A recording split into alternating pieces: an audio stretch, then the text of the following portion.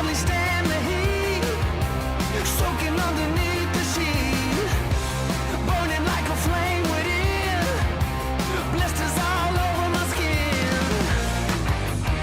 Always a step behind, just like I'm going blind. Ever out on the loose, I will never get to choose.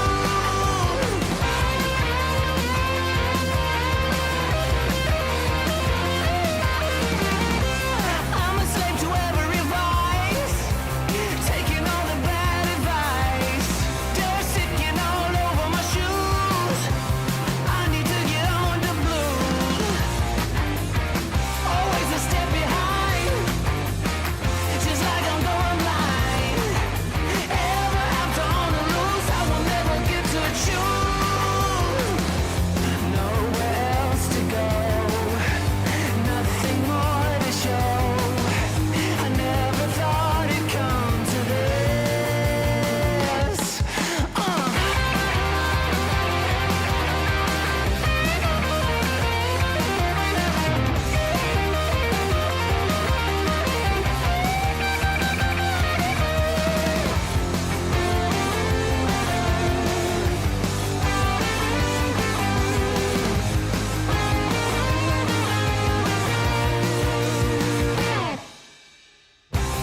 I can hardly stand the heat, soaking underneath the sheets, burning like a flame within, blisters all over my skin.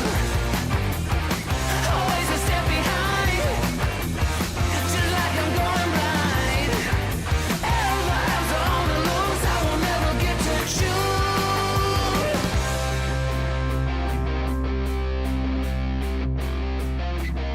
Come on.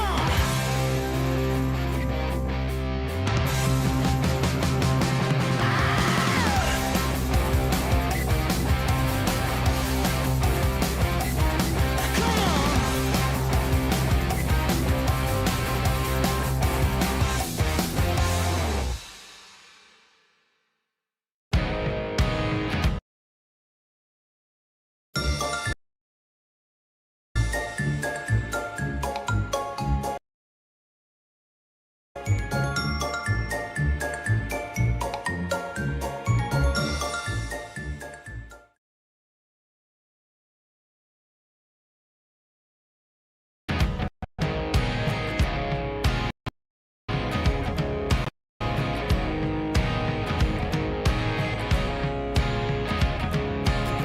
Forever young, or am I faking on the tip of my tongue? There's a sarcasm waiting for you.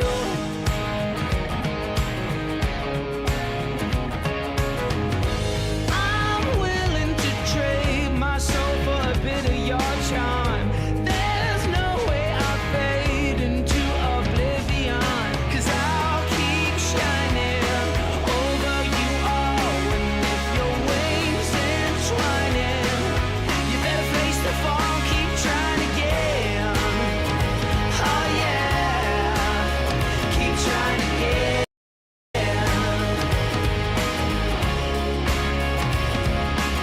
There's mud on the floor, desperate people trying to get through the door, although the room's already crowded. But I'll keep shining over you all. And if your wings entwining, you better face the fall, keep trying again. Oh yeah, keep trying again.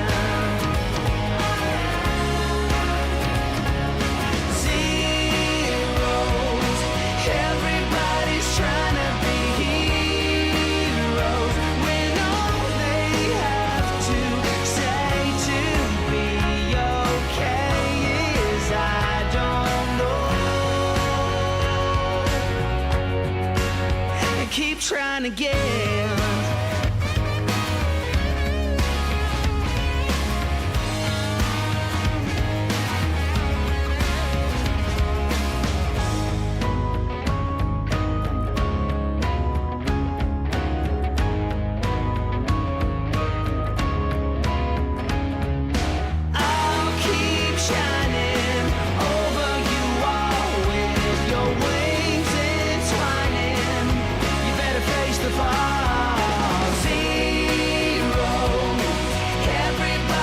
trying to be heroes when all they have to say to be okay is I don't know.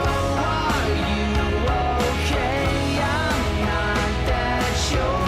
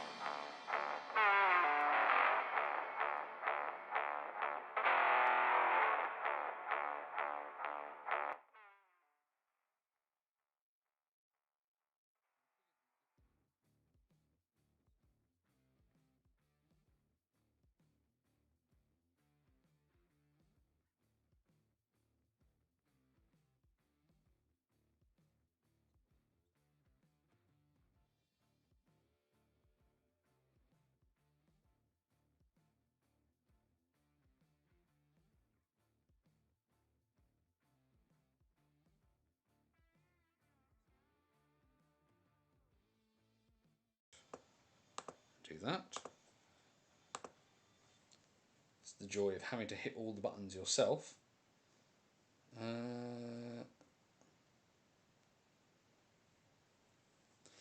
Righty-ho.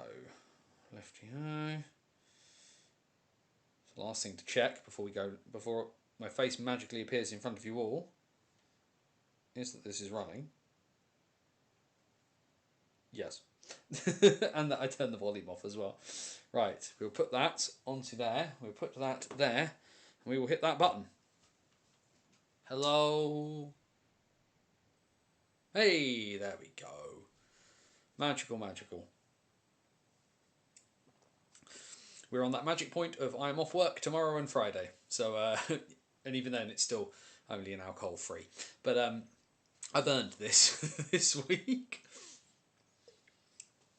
Because if nothing else, we didn't open that one. Yet. Not yet. But we will we'll work that one out momentarily, I feel.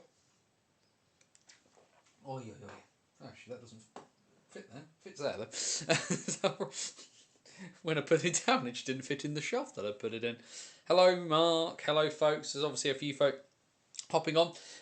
Big shout this evening. Hit like, retweet, and share it in bits and pieces like that. Just because I've put out the. Is it not 15th? No! Did I not change the date? Oh, boy. I thought I'd changed the date. That's really annoying. Can I change the settings as we're going, I wonder? Probably not. If I hit that button, I will have to change it after the fact, won't I? That is annoying. That is very, very annoying. Oh well.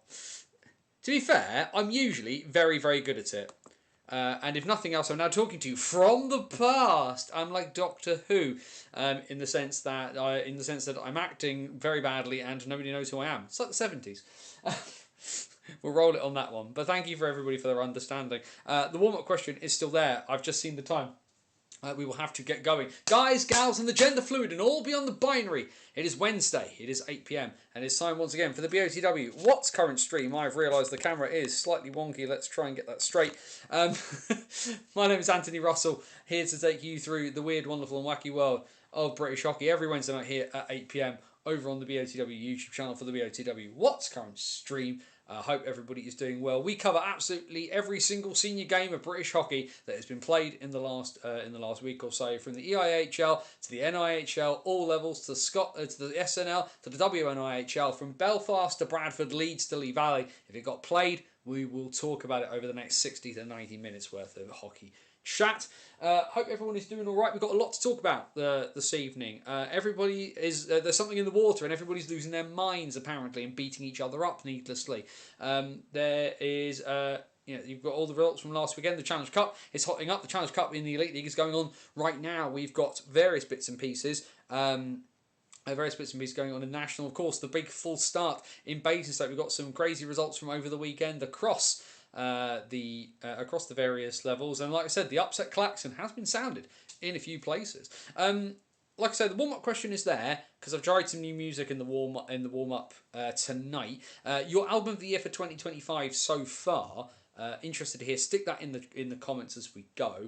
I think for me, the best album I've heard this year. Now, Sabaton's new record that came out a couple of days ago, very, very good. But I do think probably it's a toss-up between Propagandhi bought a record out this year called At Peace. That was really, really good. I really, really like that one.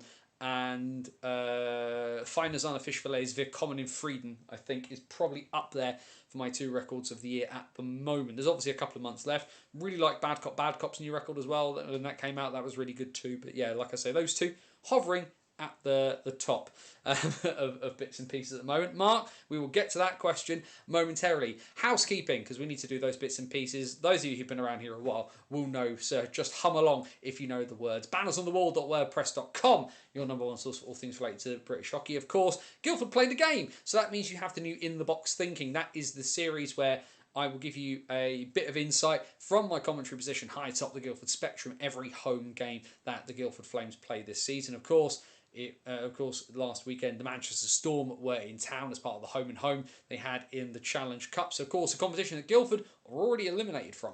But the quality of the play, and again, doing over Manchester, 6 skaters down, pretty impressive performance, all things considered. Everything went all right on the night for Paul Dixon and Andy Hemming, so you can get my in-depth thoughts on that. And like I say, it's not just purely hockey analysis, it's a little bit of that insight into what it means to be a commentator as well, sort of taking you through this new journey that I'm on. The other thing that's available on the website, of course, is our Hockey Story series, long form, in-depth pieces of content, whether it's written, whether it's audio visual. We go into hockey history, we look at personal stories, we look at all kinds of crazy things, and certainly the run I went on over the summer, I'm really proud of some of the stuff I did over the off-season between 24, 25 and 25, 26. Do go check those out. New piece coming soon, because I will be interviewing on this coming Tuesday night to get something sorted for that one. Should be a lot of fun. Either way, the other bits and pieces we of course we need to talk about is we are live. Like I say, it's usually Wednesday night, 8 p.m. on YouTube. Next week will be different. We'll talk about that in a bit momentarily as well. But usually 8 p.m. on a Wednesday. If you're new to this, like I say, every senior game in British hockey, male and female, we'll go through the results and we'll have a chat about what goes on and see what comes up. Go down to the description. All of our socials are in there. Hit the link tree. You can get us. We're on Facebook, we're on X, we're on Blue Sky. And there's also the link to our virtual busking hat over at buymeacoffee.com/BOTW. Never going behind a paywall, but of course life costs things because we live in a post-capitalist hellscape. So if you want to help keep the lights on and keep the wheels turning, always appreciated. Do chuck in a couple of quid so we can pay for a few bits and pieces that it costs to do this. But if you don't have money, don't give it to me. Sort yourselves out. That's fine. All we ask is share things out. Retweet stuff, stick stuff on your Facebook, stick stuff on your Blue Sky, on your Instagram, on your Snapchat, on TikTok, whatever. I am thinking about getting onto TikTok. I don't know. I'd be interested to hear people's thoughts as to whether that'd be something they'd like to see. I don't really know what percentage of my audience uses TikTok, but I've seen it work really, really well for a bunch of other creators, so I'm interested to see what people think about it. Yes, I'd be a late adopter, but we can figure those things out as we go. And of course, the other great thing is being on YouTube. Firstly, subscribe to the channel if you haven't already. Always appreciated. And it means you get the chat, questions, comments, thoughts, feelings. The whole point here on the What's Current stream is that you lot are joining in. So stick something in the chat as we're talking through it and we'll pick it up. Like I say, we've had some fantastic conversations about bits and pieces that have happened as we go along and things you guys throw in the chat as well. It keeps the whole thing flowing. It is brilliant. It is wonderful. So let's approach the elephant in the room, because this is still here. We talked about it last week. Let me walk you through a little bit of Saturday, because it's in, like I say, please do go to the website and read In the Box Thinking and see what you think of that. But let me talk you through Saturday, because understandably, a lot of us were very emotional heading into Saturday. And I'd had to make peace during the summer with the fact I was likely not going to be at the first game, right? Because agreeing to do the thing with the Flames is a massive personal opportunity that came with some personal sacrifice, namely Basingstoke coming back, my club, and I'm not shying away from that. I commentate for the Guildford Flames and I'm commentating in the Elite League because that is a brilliant opportunity, and I've said it before and I'll say it again. Guildford have looked after me amazingly in terms of the organisation of the club. I cannot argue it a bit. But I am a Basingstoke fan, and the club coming back was a massive moment for me. My call time, so the time I kind of need to be in Guildford, is 75 minutes before face-off. So we'll walk you back. So 6 o'clock face-off. I need to try and be in there for 4:45. Because I'm one of those people, I'm always there a little bit early. So I would try to get to the rink around 4:30 p.m. because that gives me enough time to get parked, get in, grab my coffee, get downstairs and get up my ladder into the commentary box. So I'm usually leaving somewhere between 3 and 3:15 on a Saturday or a Sunday afternoon for a 6 p.m. face-off, right? And I had a plan in my head of what I was doing, and I was deliberately not driving past Basingstoke on the M3 because I was just like, I don't want to do this to myself. I need to focus in on what I'm doing, right? Because I have a job to do. So I'm driving up the A31 which for those folk who live up north, the A31 is a road that kind of goes from Winchester through Alton towards and basically sort of ends around Guildford, right? And so I'm driving along and I hit a town called Four Marks. And Four Marks is basically a town in the middle of nowhere outside of Alton.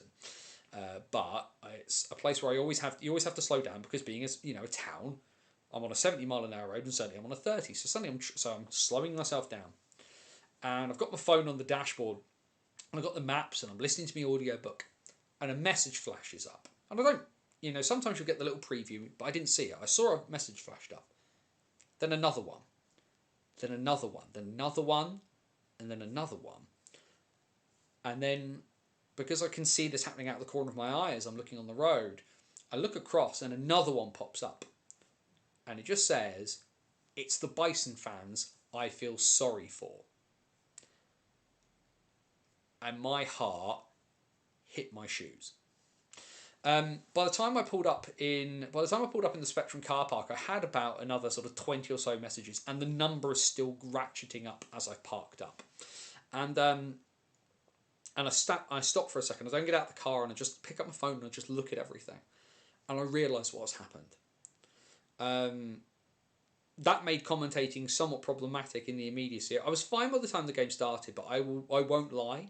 I was sat there doing all my prep and I was steaming out of my ears. Literally, I was so furious because I was furious for a couple of reasons. Firstly, for the Solway fans, because they had spent time, they'd spent their money to literally come the length of England, pretty much. Like, from Basingstoke, you can hit the coast in 40 minutes, 45 minutes? Like, they had almost I've driven from Southampton to Dumfries. I know how long that journey is, right? And I was cross for them. I was cross for the players because obviously that had, frazzled what they were trying to do in their preparations. It frazzled all of my friends who, I'm not one person. Like, Basingstoke is a massive hockey community. Everybody was geared up for Saturday night, and that was taken away in an instant.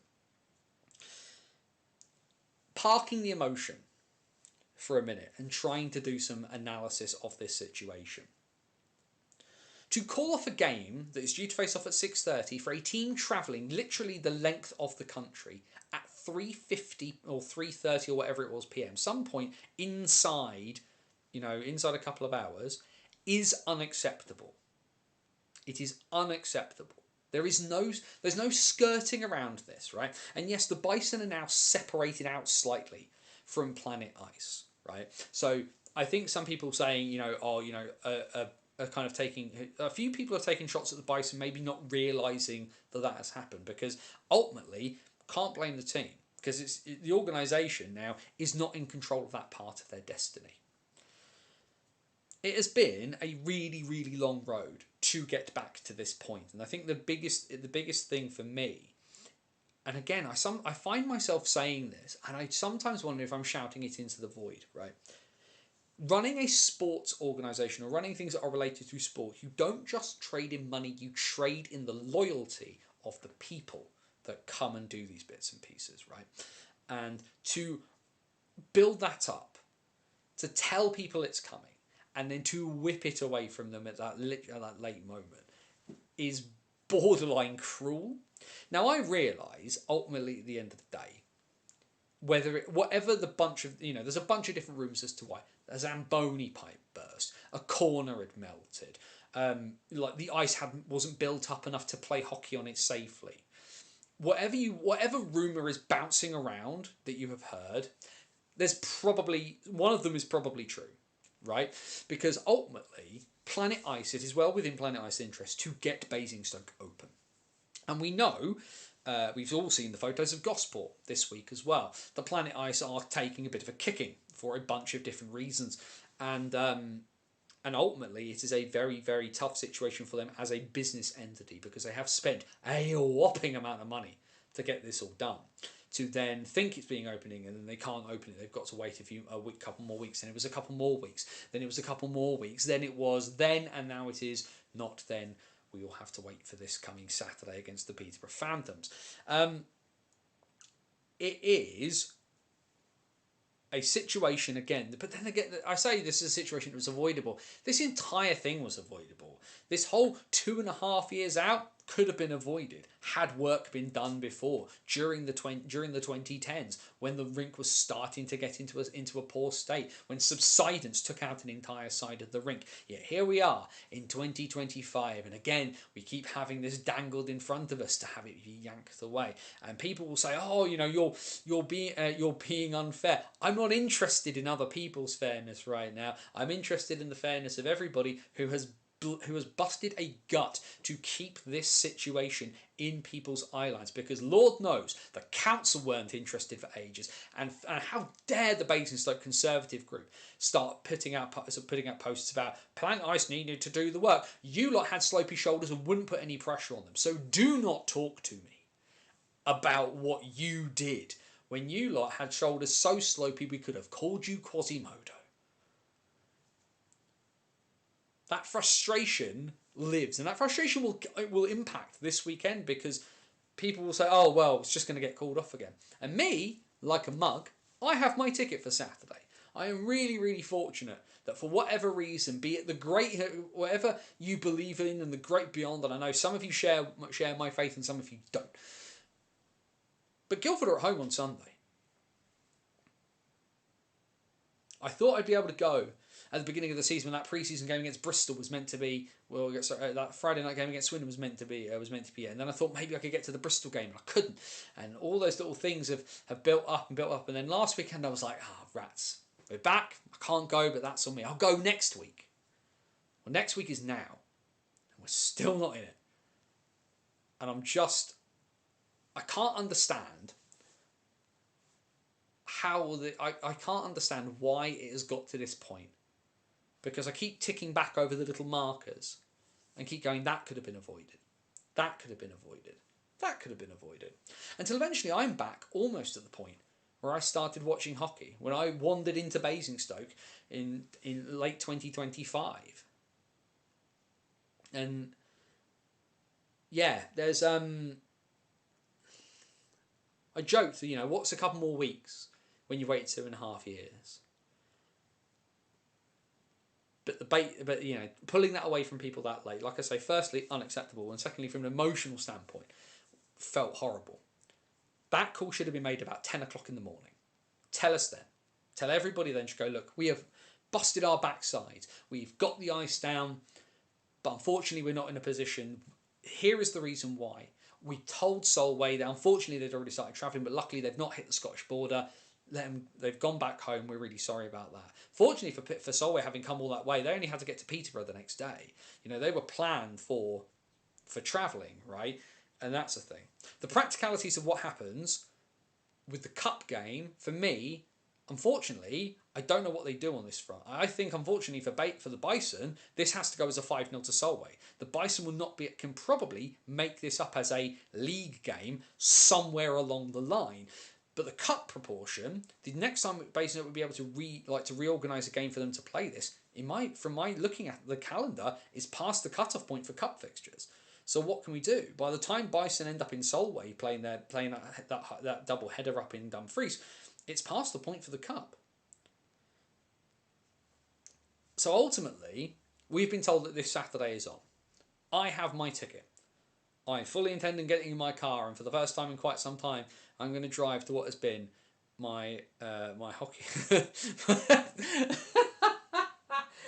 Lee Birch, you absolute git.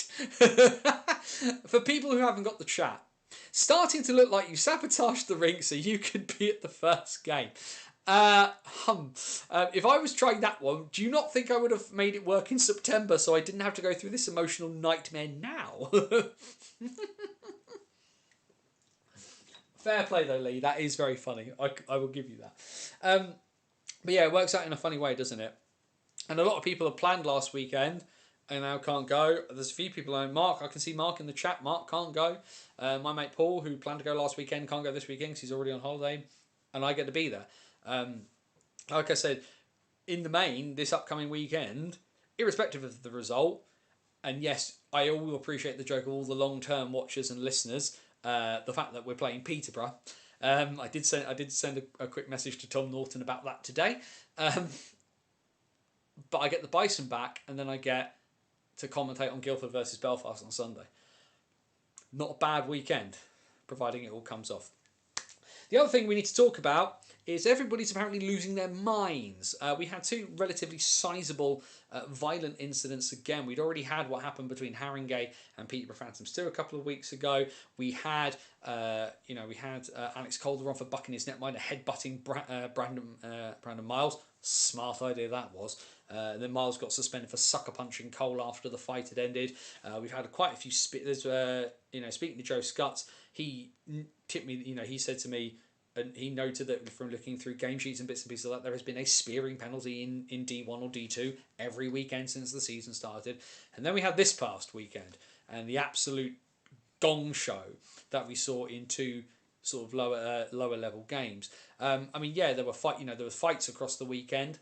There were fights in Fife and Belfast. We saw that. A lot of Elite League content bits and pieces talking about Garrett Hunt and how and asking what he adds and bits and pieces like that. It is interesting. I think probably Garrett Hunt is somewhat a player out of time. But a lot of clubs have had people like Garrett Hunt play for them, and a lot of people saying, I can't understand why he's the captain. And then they've had captains who played exactly like that, which is a bit of a weird one. But we'll let that slide for now. But the two incidents, if you've not seen them, the internet is a thing. We had the incident in the SNL between the Solway Sharks SNL and the Whitley Warriors, which saw a player take a slash to the arm and then a cross check to the back of the neck. Which was for me one of the worst things I have seen in hockey for quite some time, because it's not a mistimed hit. It's not a hockey play gone wrong. He baseball swings at the guy's arm, takes his stick in both hands, and then firmly just cross checks him in the face. Apologies, I've just knocked something.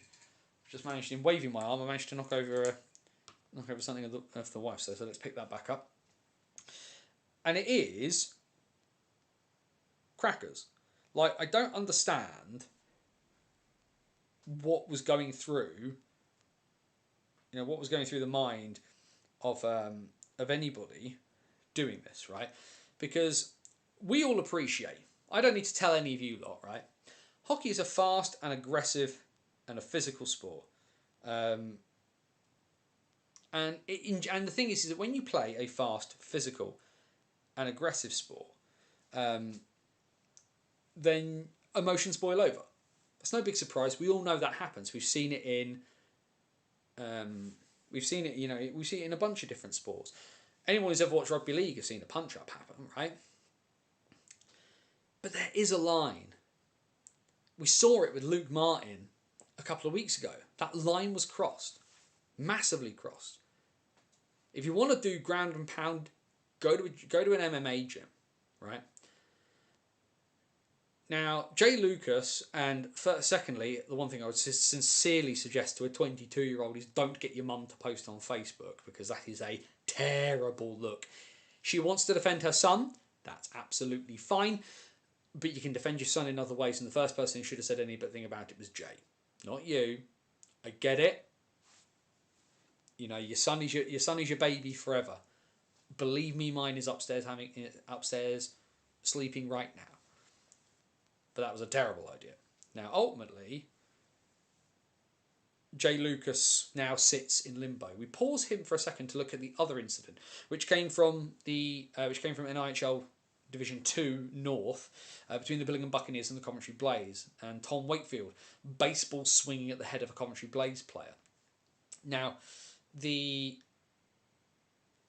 firstly, the video is crackers, because if you've not seen it, this dude gets hit in the head with a stick and just goes like, "What are you doing?" Like, his response is not to collapse on the floor in a heap like a footballer had his laces pulled. But he just looks at him just like, "What? What are you doing? What are you doing that for?" And it's such a bizarre moment that that it almost seems like I say, the guy's reaction is, what did you just do, kind of thing. Even he is shocked to be hit in the head. Now, we get it, right? Guys will react. Guys will retaliate. Hockey is a retaliatory sport a lot of the time. We know this. Again, Romford versus Slough. Cole cross-checks Miles in the back, gets in his face and headbutts him. So what does Brandon Miles do? Punches him. Like, we can go from one to the other. I've seen someone in the chat that said I struggle to pick which one is worse. For me, the one in the SNL is a lot worse, right?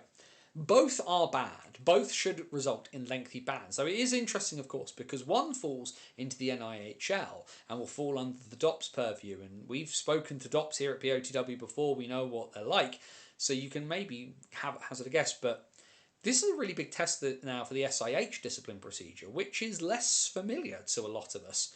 I know the majority of you watch from England. Your interaction with a lot of your interaction with the SNL is us lot chatting about it on a Wednesday. So I'll be really interested to see what comes out as a result of this.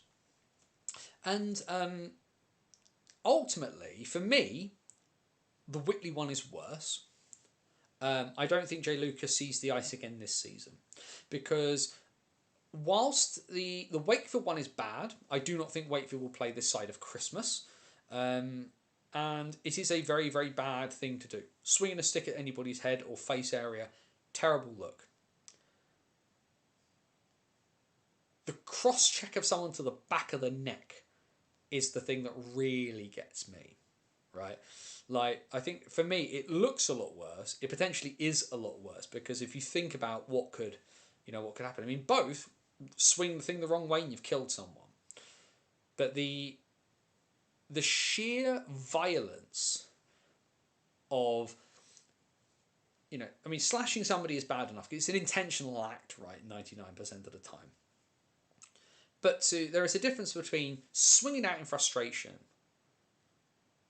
and then having the wherewithal to take your stick in both hands and aim for the back of someone's head. That's why that one for me is worse. I think there is a world in which Tom Wakefield plays again this season. I do not think he will play this side of Christmas. For me, I do not think Jay Lucas sees the ice again this season. I would not be surprised if Whitley release him in the same way that Haringey released Luke Martin. Luke Martin, of course, got 10 games, which I think was soft, given the circumstance. But Haringey also wrapped their arm around him and said, look, you aren't going to play for us anymore, but we're going to make sure you're okay. This is and obviously, whether you agree with Jay Lucas's mum saying something on Facebook or not, and like I say, I don't think she should have in this instance, but this is a young man who has made a terrible mistake, and irrespective of whether he comes back to the ice, there needs to be that kind. He is still a human being. We still need to treat him like a human being, and that means there should be consequences for his actions, and he should suffer the consequences of an incredibly poor choice. But he should not be. We're not keel hauling him or anything like that. There has to be a way to help him move on, whatever that looks like. And now moving on does not say, after a while we let him back into the sport, because ultimately there are some people who say he should be banned for life. I understand that sentiment. And ultimately, if you ban somebody for a year, are they going to come back? Really? And I think there's a lot to be said as to kind of where that goes. I think they're stuck whatever number they pick in both cases. I don't disagree with you, Joe, to be honest. Some people say, whatever they say, some things will be too hard or too soft. But like I said, I think in the Lucas situation, I think he will end up getting I don't think people will argue if he doesn't see the ice again this season. Some people might say that's too soft in that case, but I think, like I say, there is a world where a number is picked that is less moaned about. I think there is a best and a worst case scenario on that front. The thing with Tom Wakefield, of course, that frustrated more people is that happened on a Saturday. He played on the Sunday. That shouldn't have happened. The DOPS mechanism, such as it is, and this is also in some ways why getting rid of the match penalty was a terrible idea, because a match penalty would have allowed that immediate pause for then things to go on. But with DOPS not operating in Division 1 and Division 2 in the same way it does in the National, he was free to play because he took a game misconduct penalty for it, and yeah, it's bad, but there was nothing to stop him playing the next day, so he did. And it might be his last game of hockey of 2025. fact, it probably should be. But we will find out on that one as we go. It is, of course, Wednesday, which means Docs will be doing their bits and pieces. And we will find out in the upcoming days as to what's happened. So stay tuned. When we know, you'll know. And we'll work it out from there. Let's have a quick look, because there are games going on in the Elite League Challenge Cup as we are talking, which I do now need to refresh because I've not looked for a while. The Panthers and the Blaze in Group A of the Challenge Cup, a huge game there with connotations for qualification. The Blaze lead by 2-1 after 40 minutes. Just squeezing through on that one. Matthew Gleeson and Connor Russell with the goals for the Blaze. A goal for the Panthers coming from Tim Doherty. And then in the other game that's happening tonight in Group B, Fife and Dundee are tied at one apiece. Vlastimil Dostalek with the goal for Fife. Matthew Boudins with the goal for the Stars in that one. I do need to press. Yeah, what? Yes, Mark. I don't know if you... clearly you weren't aware that after that one he ended up doing that. Let's have a quick look then at the results from the last weekend. We'll do the National and the Elite League together at the moment. Challenge Cup. Not many games in the Challenge Cup this weekend. This is why you've got all of them on the same graphic. In this particular instance, Friday and Saturday saw the home and home series between Manchester and Guildford. Dennis Busby with the overtime winner for the Storm on Friday night after the Storm came from 2-1 down in that one. And then, the Flames with a pretty impressive win considering they iced with 13 skaters. Taz Berman doing a really good job between the pipes. Bizarre game plan in this one from the Storm. Like I say, if you want the in-depth look at that, bannersonthewall.wordpress.com, in the box thinking, will guide you through that one. The other game in the Challenge Cup this weekend was on Sunday. That was between the Sheffield Steelers and the Cardiff Devils, and a pretty comfortable win for Aaron Fox's side as they push towards the semi-finals.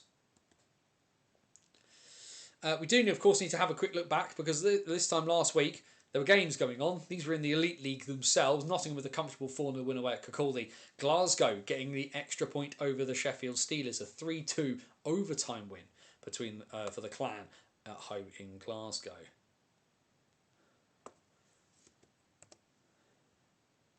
Just make sure everything is ticking through. Go here.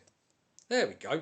Helps if the buttons get pressed and they go through. Saturday then in league play, plenty going on in the league this weekend with, like I say, Manchester and Guildford taking up the majority of the cup bits and pieces. Belfast and Fife seem to play each other every couple of seconds. I think coming into this weekend, there is only one weekend of Elite League play where Belfast have not played Fife so far this season. This weekend will be the second, finally, for them. Giants with a 3-1 win at home to get themselves on the board for their first league game. Nottingham, pretty decent result up in Dundee. The Panthers have been a little bit inconsistent when they've needed to, but get some vital league points on the board away at the DIA. And the Clan back-to-back wins in the extras in back-to-back games. Of course, winning that Wednesday night game at home against Sheffield. They then beat Cardiff in a shootout down in Cardiff Bay. Very inconsistent Devils across both competitions recently. Fascinated to see how they turn this around. But another good result for Corey Nielsen for a very bizarre season with the Clan, who just seem to win, who will randomly win out of nowhere, and then we'll just drop an absolute egg somewhere else. And then having lost to them 5-1 at home, Coventry went one worse and lost 6-1 at home to the Sheffield Steelers in the league on Saturday. That's 11 goals conceded against Sheffield in 2 games for Kevin Moore's side. Then in the league on Sunday, I know, what a surprise. Belfast and Fife. A 4-point weekend for the Giants in the end, though, as they win by 5-2 up at the DIA. Nottingham with a 4-point weekend as well. They currently sit top of the Elite League table, though, because Belfast have played 2 games. We're not focusing on that one at the moment. But a 5-3 win for the Panthers over the Stars. And then Coventry finally back to winning ways. A double home weekend for them. And like I said, the Clan just drop an egg out of nowhere and lose by 2 goals to 1.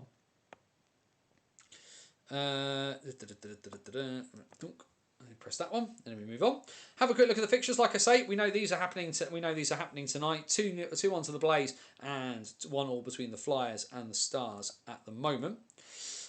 Challenge Cup again, only 3 games in the Challenge Cup across this weekend. Friday night in Glasgow, the Clan and the Flyers meet in Group B. And then on the Saturday, Belfast are back in cup action at home against Glasgow. So the Clan again finish by Saturday night. And then the one game in the Cup on Sunday is at the Storm Shelter between Manchester and Sheffield. In league play in the Elite League on Saturday, a pretty full spectrum. 4 games in the league. Dundee take on the Manchester Storm. Sheffield welcome back the Guildford Flames to the House of Steel for the first time in league play this season. Those two met on opening night in the Challenge Cup. Cardiff take on Nottingham after Cardiff's last game against the Panthers, where they were 2-0 up and chucked it away. And the 5 Flyers welcome the Coventry Blaze for the first time this season. And then in the league on Sunday, just the 2 games. Coventry take on Cardiff, always a cracking battle when those two go to war. And where you can find me this upcoming Sunday, live on Flames TV, 6 p.m. face-off. You can join us from about 5:55 for the first visit from across the water for the Guildford Flames and the Belfast Giants. Really looking forward to this one. And of course, as we talk about Belfast, we do need to say, we already said it on social media during the week, but a happy 20th birthday to A View from the Bridge, one of the pioneers of British ice hockey podcasting, having hit its 500th episode this year and now having hit its 20th birthday. A massive congratulations to them. Don't worry, Davey, I swear I'll mention you during the show. And then that's next Wednesday. As you can see, next week will be a Friday What's Current stream because Muggins here has a job to do. The Belfast Giants and the Cardiff Devils meet in the Elite League at the SSE, and you can join me on Flames TV this Wednesday night at 7:30 p.m. face-off at the Spectrum as the Flames and the Steelers will meet at home in the league. We then need to have a quick look at the Challenge Cup groups. This is how they stood going into tonight's games. The Sheffield Steelers have already qualified out of Group A, so this game between the Blaze and the Panthers, massive implications for both sides. Guildford, Manchester are pretty much out of it now. And then in Group B, well, Belfast are not quite over the line yet because Dundee, with their 2 games in hand, still have an opportunity to overturn the Giants, and the Giants would not qualify in first place for the first time out since they've done this group stage. Why they don't do 2 groups of 5 is anybody's guess, but we will figure that one out another day so we don't drive ourselves crazy. That was the Elite League. So let's have a quick look at the National Division, and we go back to last Friday night. And as the National Division likes to do, Friday night Battle of Yorkshire, and we had and it was a close, cracking game between the Steel Dogs and the Knights. But the Steel Dogs again, just not seeming to find form at the right moments in the big moments against the big teams. They lose at home by 3-2 against the Leeds Knights. Saturday, oh look, there's a fixture missing. However, as you can see, goals and goals was the order of the day. As you can see, only one team managed to only score 1 goal, and this game at the top was the one with the least amount of goals. Only 6 between Swindon and Peterborough, but a pretty comfortable home win in the end for Aaron Nell's side. Of course, we talked about it last week. Aaron Nell calling time on his career, and the Wildcats are not letting up on their quest to take their first ever National Division title against a Peterborough side that started the season quite well, but has started to hit a few roadblocks on the path for Ashley Tate. Matty Davies was forced into quite a wordy interview after this game. Hull blown out by Bristol. The Pitbulls, you think over the last couple of years, have maybe this result's been coming for somebody. You wouldn't have guessed it would have been against Hull with their firepower, but 9-4 is the final score at the Pound after this one. A huge win that will do no end of confidence for Alish Padalek's side.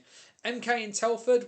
MK have not had the greatest of starts. Telford, of course, starting off like a firecracker, but they end up on the wrong side of this 12-goal thriller. MK sneaking out a win at home because, of course, as MK fans will tell you, they don't do well on the road. And then Sheffield and Romford just decided to sod defence altogether. Generally, most teams, if you score 6 goals, will win. Not in this one. The Steel Dogs offence going to work and the defence having a kip after their Friday night game. 9-6, the final at Ice Sheffield. Into Sunday then, and well, people will have circled this on the calendar early as a big game, of course. Last year's playoff champions travelling up to the League and Cup champions, and Leeds were a comfortable one again for the Knights. They beat the Lightning by 6-2, and the Lightning fans still scratching their heads a little bit about what to do. Bristol, well, they couldn't capitalise on their huge win the night before, but they do come out of the weekend with 3 points as they take Romford all the way to the shootout. More heroics from Cole Ceci between the pipes for Jason Buckman's side. Hull sort of rebounded. Having spoken to Matty Davies, he wasn't overly happy with the performance in this game, and the Bison were 2-0 up at the end of the first period, ultimately gassing out at the end. Hull winning at the world's most versatile arena by a score of 5-2. Peterborough recovered slightly, although Solway pushed the Phantoms incredibly hard, and it was a much needed point for the Sharks. It does take them off the bottom of the league, but only by virtue of the fact that Basingstoke have played drastically fewer games. But the shootout in the end, Cam Huff, the big winner at the end, had a fantastic weekend in terms of the points, and then scored the shootout winner to put the Phantoms over the line. And then Swindon finally losing regulation. They drop all the points for the first time. Telford respond well to their loss in Milton Keynes by beating Swindon at home to keep up the pressure in the league table.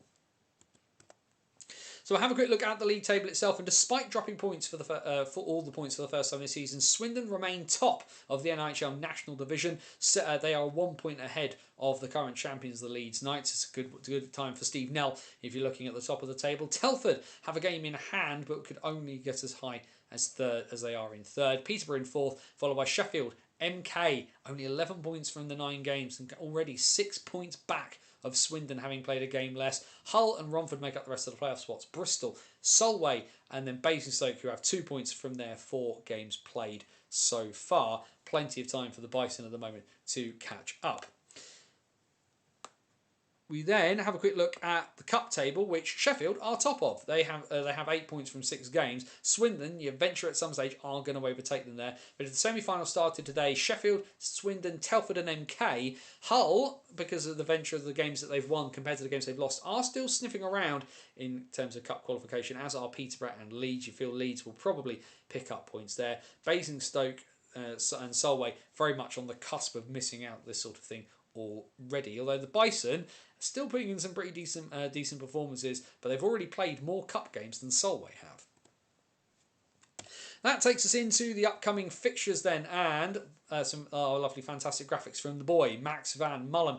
So thanks as ever for these, Max. We look towards this coming Friday, 2 days time, and amazingly, the start of half term for a lot of people. 3 games on a Friday night feels like a lot for the National. Bristol welcome MK. Can the Pitbulls spring a surprise in that one after a pretty good weekend for them? Solway finally return home. Of course, people forget the Shark Tank has been out of action to start the season due to some works being done up there. Those works have, however, finished on time, and Solway will return home to the Dumfries Ice Bowl.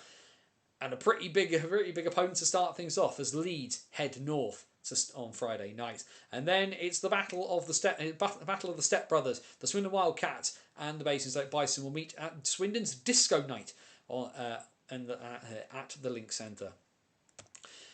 Into Saturday then, and it is there, and we finally hope that after 930 days, the mist will finally clear, and the Basingstoke Bison are due, so we are told, to return home, and they will take on the Peterborough Phantoms, because God loves a joke. The Romford Raiders take on the Hull Seahawks. That could be very interesting as Hull look to up their performances. Sheffield take on Bristol. Telford take on Solway. And Milton Keynes take on Swindon. A massive game with title implications already early in the season. On Sunday, just the 3 games, of course, because of the bumper 3-game night on Friday evening. Hull take on Telford, which should be a really interesting one. That one. Leeds take on Sheffield in another battle of Yorkshire. Interested for that one. And Peterborough will take on the Romford Raiders. And then there's even games next Wednesday. Like I said, we're bouncing next week's stream to the Friday, so don't worry. We will meet on Halloween. But before that, next Wednesday, MK versus Basingstoke, Romford versus Peterborough, Telford versus Sheffield. We will hit the button very, very quickly to hop back to this and have a swig of this, because it's nice and I want to swig on my beer. Yeah, some big results in that one. I see there Thompson is killing the Devils. It certainly is a strange one, and I don't quite understand why they're so up and down, because it's such a good looking roster as well. Helgeson for Cardiff looks amazing. I'm really impressed with him, it should be said. And I thought I quite like Christian Stover when I saw him too. Any famous players close to return? I don't. I find out when you all do. I don't get told anything when it comes to in some ways, I quite like it as well to not know. It keeps me on my toes. Blitzen 2K14, don't recognise new person to the chat. Hello, hope you're doing well. Panthers have not been playing the best. It has been a weird year so far for Nottingham. They've had moments of genius and moments of madness. The big win, the 6-1 win they had in Guildford against the Flames, was as good as I've seen them. And obviously, I mean, they're a very interesting side. I mean, they certainly played all right the other day. We will double check and see whether that game is still back and going. In terms of we're still in the intermission in Nottingham. The play's still 2-1 to the good there. But I don't. Again, it just feels like that. It feels like that nobody has quite got their legs under them 100%. If you see what I mean, Blitzen. Everyone's still kind of finding each other out a bit. It's like when Sheffield came down. Everybody told me, on paper Sheffield looked amazing before the season started, and then the top six just didn't really fire for them, and all of their offense was being generated by this sort of third line of Dowd, Usula, and Jasper, and it was a real. It was such a bizarre, sort of fascinating thing. And yeah, admittedly, like I say, I'm watching Guildford week in, week out at the moment, and they started horrendously. 7 out of 8 losses in September, but they have slowly turned it around, which is quite good for them. Okay, a couple of minutes till the third starts there in Nottingham. Fair enough, thank you. Yes, I don't have all the clocks in front of me, so thank you for that. As you're new to the chat, people will tell you half the fun is people just chuck stuff in as we go, and it's all good fun. But yeah. I don't quite get the Panthers at the moment either. But in some ways, we're kind of seeing it a little bit in the national. Telford raced out of the gate. Peterborough have raced out of the gate. Have now started dropping a few bits. The only team that has been super consistent across both divisions really is Swindon. Yes, Swindon have just dropped points, have just lost their first game. But if you're looking at the top two divisions in terms of who's been the most consistently good, because I can already hear Joe Scott saying, no, they've been consistently terrible. But it's Swindon. Swindon have been the most consistent side. For the most part. And I just think back to the first 2 seasons of the National Division, like either side of COVID, and the reason why Telford won was not because they were the flashiest team in the end, it was because they were the most consistent. They ground out results. They got extra points here and there. So, yeah, one loss is not the end of the world. And the thing with this Swindon side is they do look good enough at National Division level where they're not going to lose 2, 3, 4 back to back. They might lose 1, they might lose 2 or 3. You might lose 2, but I don't think they'll lose 3. I don't think they'll lose 4 on the spin. And that's a big thing. The Bison, of course, are going to have the issue of the fact that they're just not being able to train enough. And they're not fit. They're not match fit. They're not match fit. So winning games is going to be hard for them. I couldn't single any team out for being bad. I like them all equally. Cheers, Joe. Thompson is real deal. He is the real deal. Him and Henderson already looked ridiculous last year and pretty much dragged Telford kicking and screaming into the playoffs, the pair of them. So the fact that they're here on the ground from minute 1, they are terrifyingly good together on that front. But yeah, always interested in people's thoughts, as we do need to go and have a look at the other bits and pieces. We'll just quickly hop back to the screen and we'll have a quick look at things in the SNL, because a busy weekend there, and our friends in Kilmarnock had another blinder. You'll see from the table in a minute on that one. But Kilmarnock did score 3 goals, which is pretty good for them in terms of their recent form. But yes, Dundee with a 17-3 victory at Galleon Leisure. Another crackers one as the league champions put up a cricket score. And then you can see it there, Whitley, they lose again. And like I said, sound the upset klaxon, because the Solway Sharks SNL play their first ever home game back at Dumfries. They're getting in there even before the National Division side do. And yes, obviously, we've talked about the incident, but ultimately the scoreline reads as it reads. Solway 2, Whitley 1, and Whitley lose back-to-back games and drop from the top of the SNL table.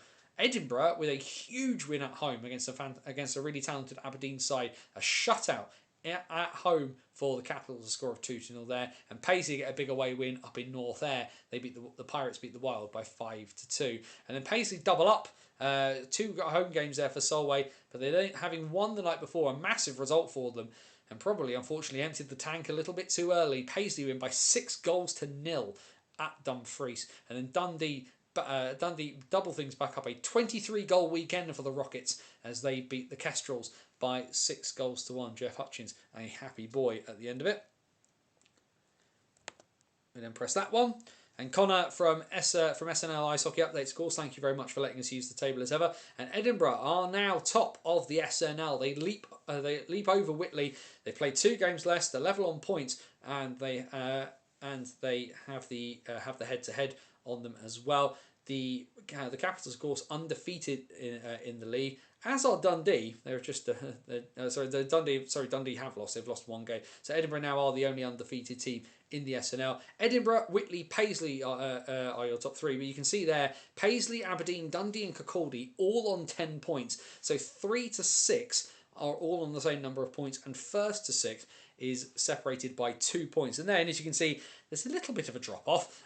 Solway on 4 points because they have picked up their 2nd win. North Ayr still with that lone win from the beginning of the season. And then our poor old friends from the Kilmarnock Thunder. 8 games played, only 12 goals scored, 111 goals conceded.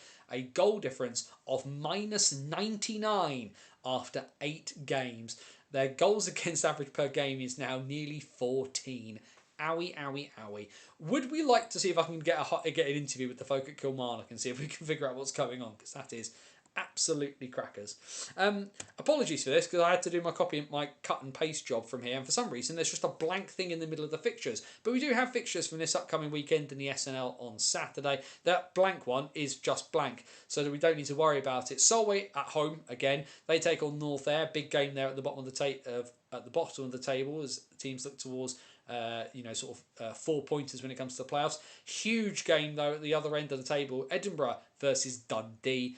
Whitley are playing at home on a Saturday. I know, what a big surprise, given they moved leagues essentially to avoid this eventuality. But they will take on the Kilmarnock Thunder, and then Aberdeen take on Kirkcaldy. That's a 7:15 p.m. face-off in Aberdeen. And then just the 2 games this upcoming Sunday. Paisley welcome Aberdeen to the Braehead Arena, and then the folk in Dundee and Edinburgh will about face and head to the DIA. The Rockets and the Caps, 5 p.m. this coming Sunday in Dundee.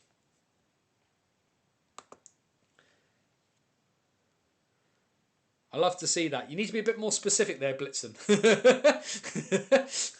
You might be talking about Solway versus North Ayr for all I know on that front. But to be fair, I'd love to see the.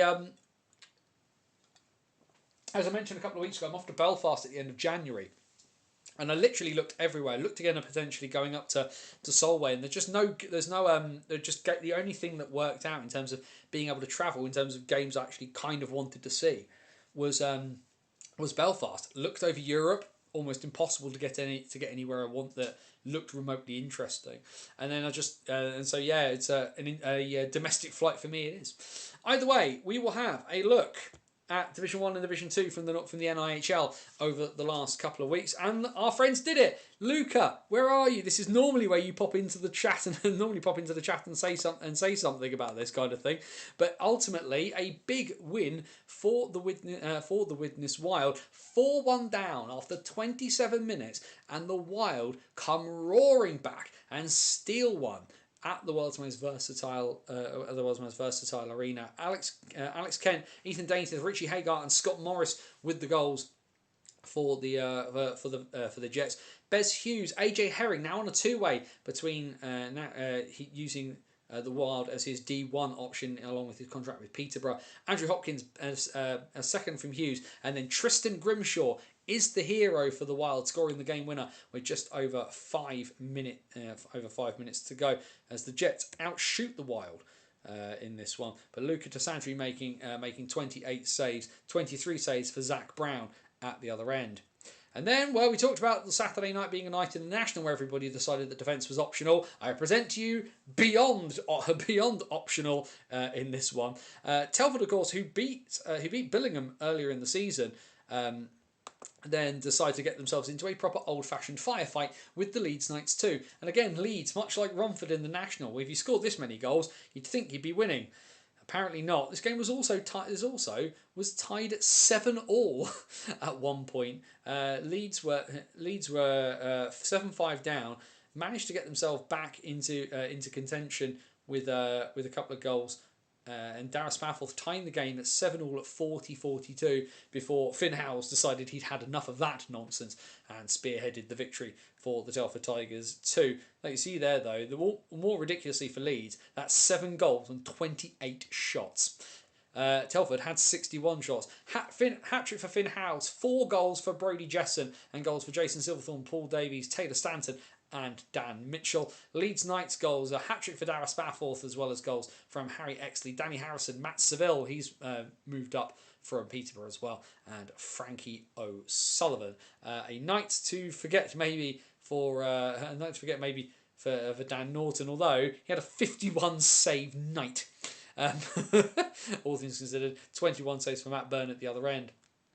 Another game where defending went out the window, but the Solihull Barons caused perturbations in North Wales. This Barons side, as we know, filled with some pretty decent goal scorers, and we wondered how they would step on from last year. They'd always lurked there or thereabouts, but where would they get their extra bits and pieces in this one? In this game, again, one that was tied at 5-5. It was tied at 5-5 by the 30-minute mark before Solway just pulled themselves away and pushed themselves out of sight. But it's that depth that's doing the business for the Barons in this one at the moment. Tyler Nixon and Corey Goodison with 2 goals apiece. Matt Maurice, Jake Riley, Edgars Landsbergs, Nicholas Utterson, Louis Allen with the other goals for the Barons. Goals for the Dragons coming from Ryan Jones, Matt Barlow, Charles Phillips, and 2 from Jake Witkowski. Witkowski now has 20 goals on the season. And then the big one, the really big one on Saturday evening, because it wasn't without its controversy. We've all seen the video of the net being pushed off at the end, but it was back and forth between the 2 big boys of the division. The Hawks are perfect, 7-0 to start the North 1 season. They beat the Billingham Stars at the Forum by a score of 6-5. Tom Barry scoring 46 seconds from time to give the Hawks the win. And like I say, some controversy at both ends. Reportedly a goal from the Hawks that went through the net and wasn't counted. Haven't seen footage of that one, but we've all, I think, seen the video footage of Tom Barry pushing off the net when a shot was coming in. That, of course, is going to wrangle long and hard for our friends from Teesside. Goals for the Stars coming from James Moss, James Helens, Michael Elder, Callum Wilkinson and Ian Brown, because there's always Ian Brown.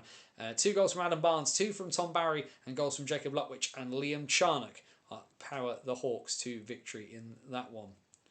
And then, well, it's been a while for the Nottingham Lions to get their second win of the season, but get it they do in the traditional Nottingham-Sheffield battle. The Schimmerntalers drop to 10-0 by the end of Sunday evening as the Lions win by a score of 5-2. A hat-trick on this one from Alex Rushby. We talked about Witkowski on 20 goals as an import. Rushby is on 14 goals as a 17-year-old in Division 1 for added madness. The other goals from the Lions coming from Ewan Woodward and Joe Humphreys. Goals for the Schimmerntalers coming from Aidan Dancer and Joe Matthewman. I feel like I say their names every other week at the moment. North 1 then has a good few games this weekend. Pretty full schedule for our friends in North 1. Saturday at the Forum, the Billingham Stars and the Solihull Barons are very interesting to see how that one turns out. Hull take on Deeside. That is League and Cup at the World's Most Versatile Arena. Leeds take on Sheffield. Can the Schimmerntalers finally find a win? Well, they got a chance on Saturday and a chance on Sunday because the Shims and the Knights too will meet at Ice Sheffield. Deeside take on Hull in North Wales. Solihull versus Billingham at Hobbsmoat Road. Blackburn back in action, they take on Widnes. And Telford 2 take on the Nottingham Lions. Winning in Hull is like me having a six-pack. It should never happen, but it did. I knew you'd appear, Luca. I can always rely on you. And hey, they don't ask how, they just ask did you, and you did. So well done, young man. We always appreciate you popping in. I need to nudge Tyler about you two coming on. Into South 1 then, and well, a pretty good start to the weekend for the Invicta Dynamos. Not the journey the Cardiff Fire will have wanted, having driven literally the width of the country to get themselves down to Kent, and they get shut out they get shut out by the Dynamos. Aaron Connolly with 2 goals. Mads Toon with the other marker. A 33-shot shutout for Nikolai Dival. But also, look at those numbers for Ben Scanlon. 51 saves. A pretty good result for both goalies in the end of it, all things considered. Purely Challenge Cup, so no effect on the league standings in this one, but a marker laid down by the Chelmsford Chieftains. It was a pretty tempestuous game. The fight, of course, the footage has been doing the rounds, and Harry Hatfield stepping up and not doing very well against Alan Lack, it should be said. And you can see all of those penalties there for the Jets. Things getting the better of them there. Luke Smittle getting 2 + 2 + 10, and then thrown and a misconduct all in one go. 34 minutes of penalties in one shot. If you're going to do it well. But ultimately, the Chieftains beat the Jets in the Challenge Cup by a score of 4-2. The Jets 2-0 up after 7 minutes through Hugh Harlinger and Kyle Bradburn. Tom Saw, Alan Lack, Dan Hitchens and Grant Bartlett finding the back of the net to give Lewis Clifford a smile on his face come the end of the evening.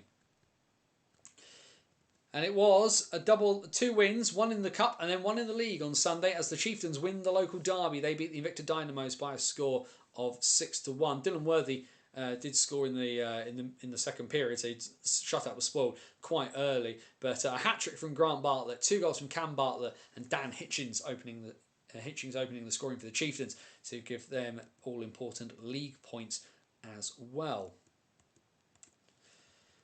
And well, the Fire had a bad trip on the Saturday night but came home, and it was a pretty crazy game all in all. No goals through 40 minutes, 2 goals inside the first minute of the third, and then it goes all the way to the shootout. Liam Coleman gave Solent the lead, and it lasted 12 seconds before Josh Poole got his third of the season. And it goes all the way to the end of the shootout, and Poole, of course, one of the big up-and-coming youngsters in that part of the world, getting the shootout winner to give Solent the 2 points. The Devils head back to Gosport with just the 1. Not much going on in South One next weekend, but we do know that after a little bit of waiting, the Solent Devils are due back on home ice this Saturday. They take on the Swindon Wildcats 2 down in Gosport. Hopefully they'll have got the crimping out of the edge of the ice there. And Slough will try to get back on the horse in the Challenge Cup. They take on the Streatham Redhawks. Never do things the easy way, folks. Sunday, both games are in the league. Invicta will look for revenge against Invicta. Swindon will head home to take on the Romford Buccaneers. Into North 2, and well, we talked about the big incident in this one, as you can see. 25 minutes penalty for high sticks. Yep. Can't argue that one, Tom Wakefield. But either way, a solid win and a 4th win of the season for the Coventry NIHL Blaze, winning by 5-3 up at the Forum against the Buccaneers. Bad weekend for the senior teams in Billingham. Coventry were 5-1 up early in the third period before Ethan McLaughlin put a bit more respectability on the scoreline in this one. But ultimately, it's the Blaze who take maximum points there. Ollie Harris, Jodie Alderson-Smith with her 2nd goal of the season for the Blaze. Charles Coney, Harrison Sumner and Sam Prosser on the board. Dan Capel getting the 1st goal of the night for the Bucks. And then Altrincham, they finally get their 2nd win. They condemn Nottingham Lions 2 to their 6th defeat in a row. A massive shutout win for the Aces in this one, winning by 7-0 on home ice. Mike Rogers with the 37 save shutout in this one. 2 goals for Josh Milnes, 2 for Carl Price, Billy King, Max Sullivan and Jake Frost also on the scoreboard for the Aces. And the Titans, well, where the Scimitars have been unable to buy a win, the Titans have had a pretty solid start, all things considered, to North 2. An 8-2 win in the Yorkshire Derby against the Bradford Bulldogs. The Bulldogs, well, they finally managed to get their win last weekend, but they were outclassed in this one. It was tied at 1-1 pretty early on before Sheffield just went absolutely gangbusters and managed to blow this game wide open. Ben Derbyshire and Casper and Andrew Kianich is what we're going for again for Bradford. 8 different goal scorers as well for the Titans in this one. Noah Barnes, Ethan Jones, Millie Tholborn, Rory Ross Doherty, Reese Wickens, Tom Humphreys, Harry Illingworth and Sam Parkin on the board for the Titans. Couple of games each day in North 2 this weekend. Kingston back with their 12 o'clock face-offs. They take on the Deeside Dragons 2 at the world's most versatile arena. Altrincham will look to continue to build off their form of their big shutout win, but it will be a bit of a tough ask against the Sheffield Titans. Coventry head back to the Sky Dome, and after last weekend, they will go again with the Billingham Buccaneers. The Buccaneers will then head home on Sunday. They'll be at home in the Forum against the Kingston Sharks. Bradford will look to try and get back to winning ways, but it will be a tough ask against Sheffield. Nottingham Lions 2 take on the Altrincham Aces, looking this time to at least score. Actually, what we'll do, if I press this button here, let's just hop to the top and just have a quick look at this league table for North 2. And yeah, look at that. The Sheffield Titans, 21 points from 9 games. Pretty solid start. Top of the table. Billingham can technically catch them, but that's like I say, when you consider how bad the Scimitars have been, the Titans have been absolutely brilliant so far to start this season. And then into South 2, League and Cup this one, and if you haven't checked out some of the fun little highlights that were taken by Chris Beale from Streatham with the Redhawks not having a game, he popped up to Ali Pally, used some of his fancy camera equipment and got some interesting shots from this one. Haringey batter Lee Valley in the London derby, 11-2 at Ali Pally, a win that the Huskies kind of needed given some of their early season results, but absolutely no mercy shown. 83 shots on goal in this one from the Huskies. Hat-tricks for Martin Jazz and Ruskin Springer Hughes. 2 goals for William Novick and Robert Rayner, and the other goal coming from Peter Toth. The two goals for the Lee Valley Lions coming, one from Tadger Allen and one from Alan Kafazov.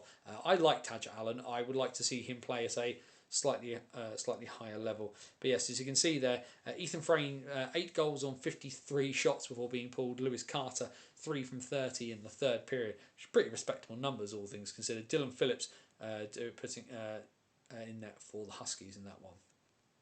A big win, one you don't generally see too often, for the Oxford Rising Stars. Not generally known for putting teams to the sword in such a way, but a big win for them in the Eddie Joseph Memorial Cup, beating Chelmsford by 10 goals to 3. Of course, the Rising Stars, now the senior team in men's hockey at the Ox Pens, with the City Stars sitting out due to their restructuring that they plan to do over the off-season. Danny Williams with a hat-trick in this one, as well as goals from Mike Willock, Sam Arnold, George Quinnell, Dax Hedges, Chris Beckett, James Elridge and Kieran Wilson.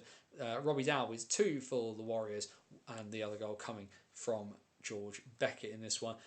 Caleb Sheehan, who was with Milton Keynes, of course, last year, now with the Warriors, 48 saves and still concedes 10 goals. Pretty crazy night for him between the pipes for the Warriors. We knew that they were going to do this to teams, and they still continue to do it. The Peterborough Phantoms 2 demolished the Solent Junior Devils, a 7-0 shutout win for the Phantoms in this one. And like I say, you look at the score sheet, it's all the same familiar names. 2 goals for Nathan Pollard, goals for James White, Jack Sansby, Jordan Liddell, Connor Pollard and Nathan Long. I know some of those names are a huge surprise for you. Ryan Bainborough with the 30-shot shutout in this one. According to Joe's game sheet, of course, we get all of these lovely box scores from NIHLstats.wordpress.com.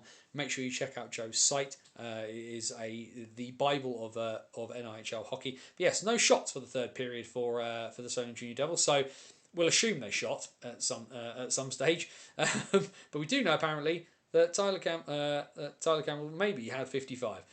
Still pretty mad through that period. Good to see Callum Gray as well get some ice time too.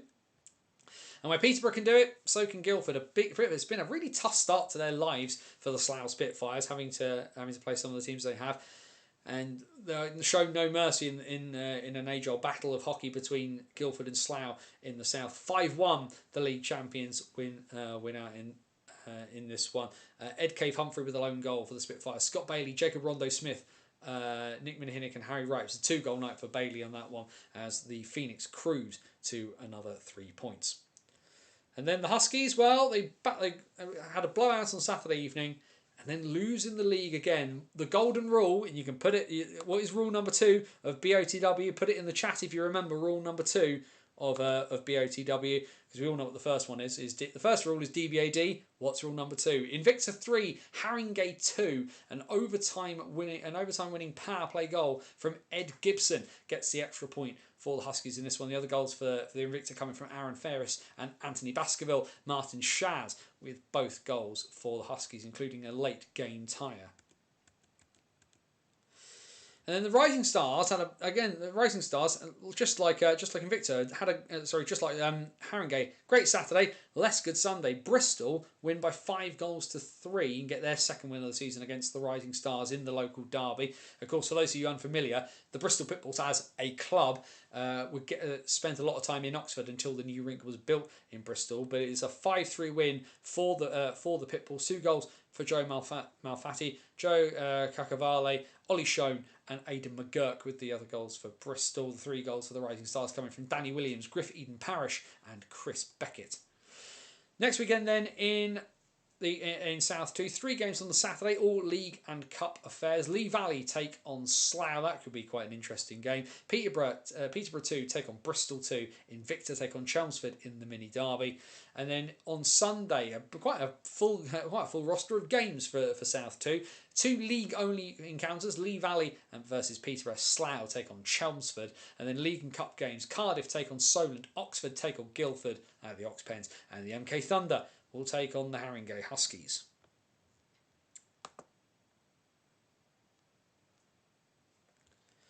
DBAD, Mark, is rule number 1. Rule number 2 of BOTW, and this is for the hardcore watchers of the What's Current stream on YouTube. Never count out the Invicta Mustangs. Never count out the Invicta Mustangs is rule number 2 of BOTW. Rule 1, DBAD. Don't be a dick. Be respectful of other people's thoughts and feelings. We'll all have a jolly good time, as we know from the chat. But rule number 2, Mark, is never count out the Invicta Mustangs. This dates back to the playoff weekend at Ali Pali the year before the Buffalo won it, so 2023, where I said it felt a little bit like the Mustangs were turning up to make up the numbers, and they won the playoffs.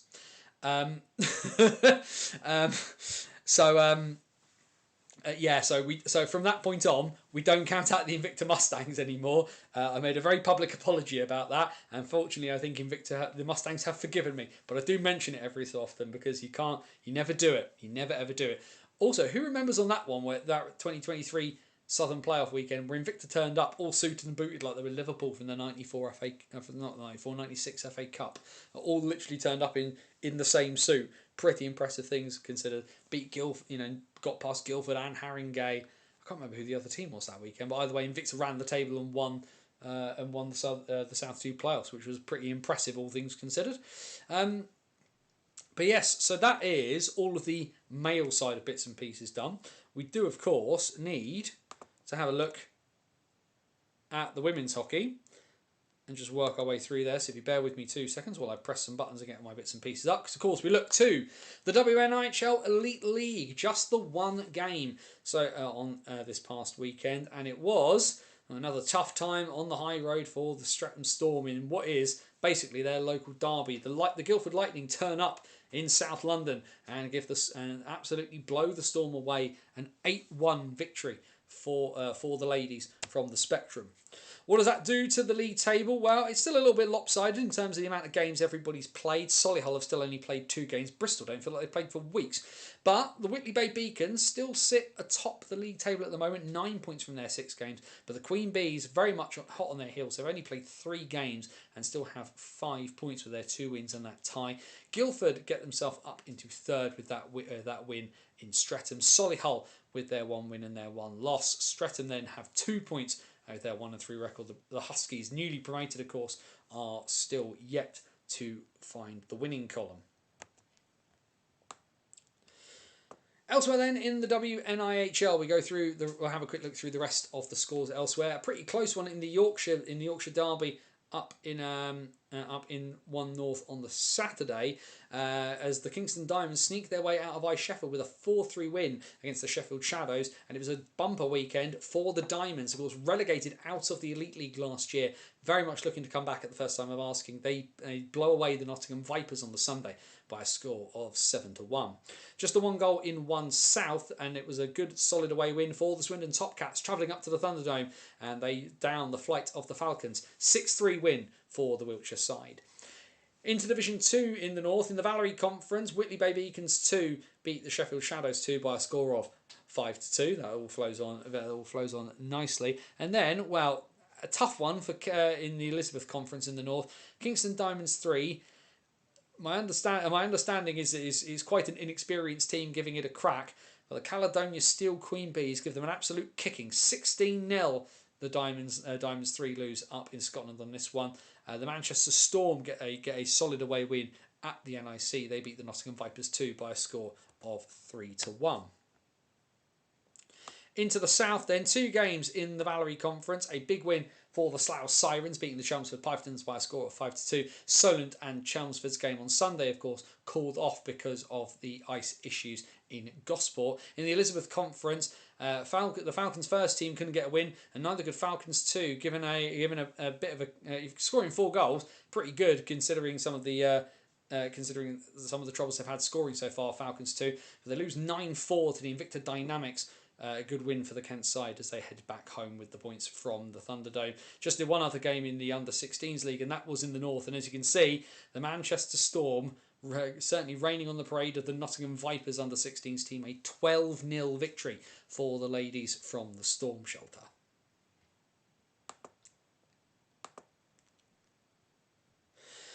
And there we go then. We have hit that point. Every game, male and female, from all the senior divisions of British hockey have been talked about in some way, shape or form. We've looked at everything, and that means we open the door. Questions, comments, thoughts, feelings, anything you want to chat about hockey-wise, anything we talked about, anything we've missed, stick it in the chat. We've got a few minutes. Let's just bash through some of the things you want to talk about as I quickly will grab the scores from the Elite League. Obviously, the NHL off and running. Everything has started. A lot of people, of course, keeping an eye in Toronto, having a bit of a fun time trying to keep their tabs on the baseball playoffs as well, with the Blue Jays making the World Series against the Dodgers. That should be a fascinating one. I feel like a bit of a tough one to bet against the Dodgers, but I know people would like Toronto to do it for the memes. Dundee lead in Kirkcaldy. Cameron Keeley with the go-ahead goal late in the second period there. We are into the third now. Still 2-1 between the Panthers and the Blaze. The Panthers, though, just a moment ago, have just pulled their keeper, so we'll see what happens on that one. But 58-41 with the netminder out of the net, so we'll see what happens there. But like I say, any bits and pieces people want to chat about, this is what we do at the end of it. Once we talked about all the games, we talked about all the big news from British hockey at the top of the show. But anything else you want to talk about, any comments, any feelings or any thoughts, stick them in the chat. I'm going to have a quick swig of my beer because I can feel the I feel the need to pause for a second. As you lot are typing in the things that you're thinking about, but yeah, I'm actually off work for the next couple of days. I've got Thursday off, got Friday off, so just a bit of life admin. Also, just going to use the opportunity just to kind of just prepare as much as I can for Sunday. Belfast are a team I've not commentated on. I was looking at this the other day. I was looking at this the other day, trying to remind myself as to who I have commentated on in the Elite League and who I haven't. And the 2 teams I'm missing are Belfast and Dundee now. So Belfast I will hit on Sunday. The first game that Guildford are due to play against Dundee is actually the one game this season I'm not doing because it falls on a date where I already had something planned. I'm taking my boy to go watch Gladiators at Wembley, because that's his birthday present. So I'll miss that one. So I think I will eventually see Dundee at some point in March. So that'll be a bit of a wait to collect the full set, but you know, it'll be worth the wait when I get there. Looking forward to commentating on the like I say, it was sort of in my head a little bit the first time I commentated on commentary. Oh, it's 2-2. Nottingham have scored. Who is the goal scorer? They have pulled the netminder, and it's actually worked. It's not come up on the game sheet yet. It has now. Ollie Betteridge, an unassisted goal at 59-19 from the man who's getting his testimonial. Getting his testimonial this year. A massive one for the Panthers there in the context of their Challenge Cup campaign. Big one for there. Me and Tyler are still waiting to have a gossip session. I can't wait. We'll work it out. Let me get, like I say, Luca. Let me get Tuesday out of the way, and let me get Wednesday out of the way because I'll be commentating. But like I say, I think there's there's a lot of fun I think we can get out of the two of you. We'll figure out how we do it between the three of us. Like I say, being interviewed by the old man. If nothing else, if I'm getting the two of you on, I'm just going to get Rob and your dad to give me all the stories. Have a lot of fun with that one. Have some fun. But yes, huge one that for the Panthers in terms of their qualification.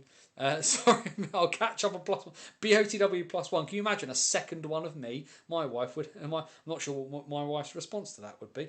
But yeah, the Elite League. But yeah, so like I say, catching up will. In terms of, like I say, commentating on Belfast Interim one, but again, it's just because I've known Patrick for such a long time, and I'm just conscious of doing a good job for the people that I know.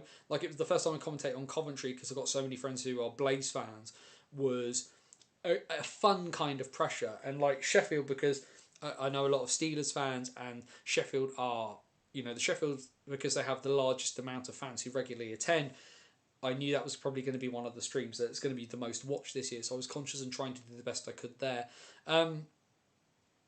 But like, I want to do good in all of it. But like I say, there's the teams where I really know people, and they're the ones that kind of sort of ring in the back of my head. And Belfast has kind of been on my radar in the back of my head for a while.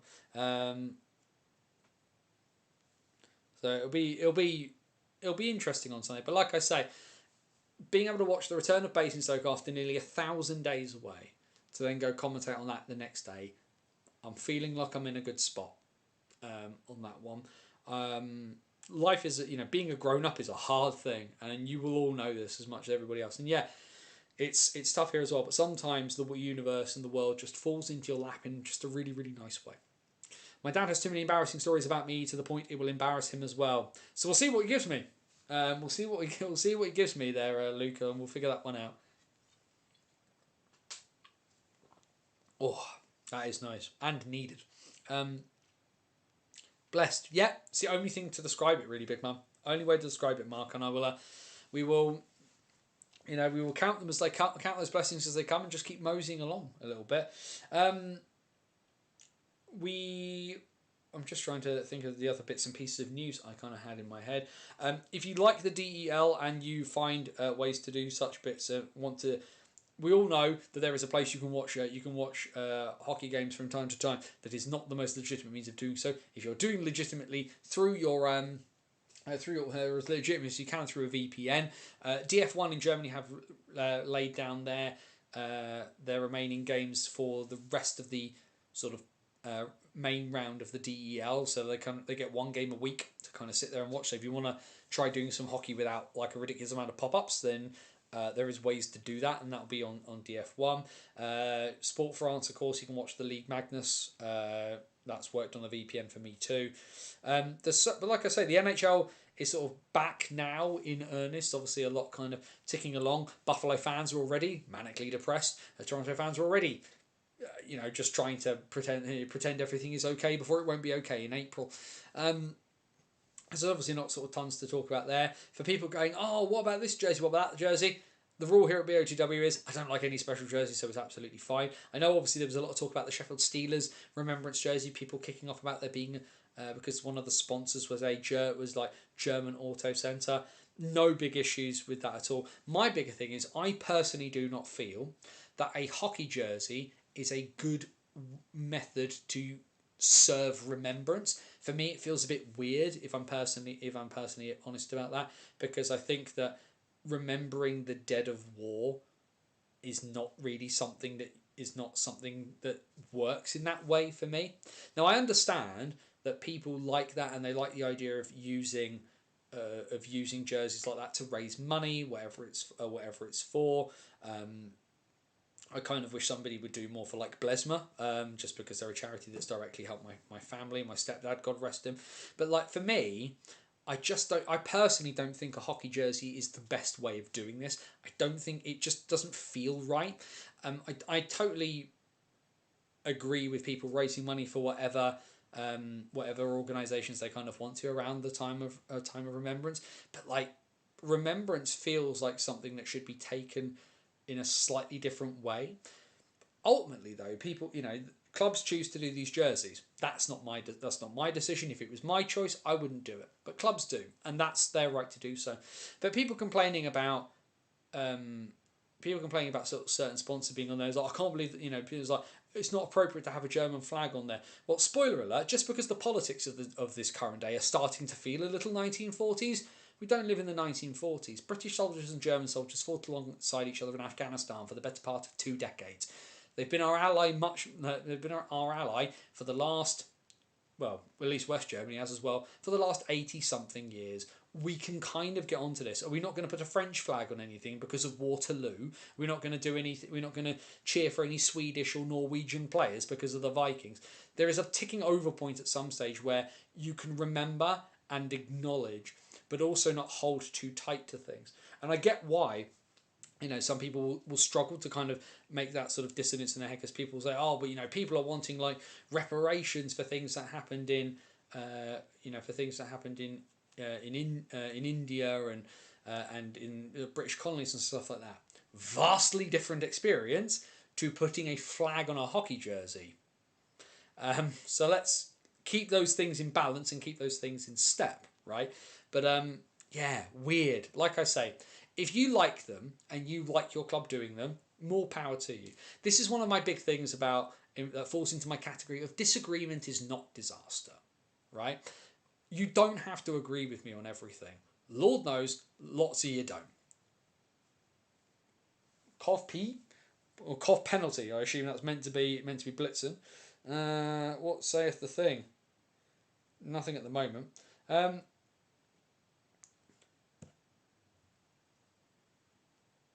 For an ex-RAF person, it doesn't bother me. Poppy to remember those that gave their life in conflict. You see, the thing I would say there is that I think it's important to remember everyone. I know obviously a lot is obviously and rightly made about the military aspect of it, but civilians die in war.